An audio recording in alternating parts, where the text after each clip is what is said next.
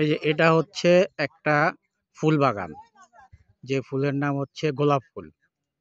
গোলাপ ফুল বাগান, যদিও গাছগুলো ছোট, নতুন লাগানো হয়েছে, এখনো এখানে ফুল আসেনি, তবে আর 2-1 মাসের মধ্যে ফুল আসবে।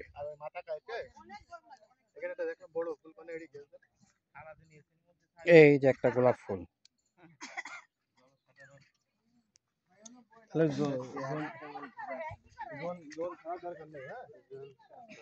এই যে কিছু কিছু গোলাপের কুড়ি আসছে, এই যে একটা গোলাপের কুড়ি, এই যে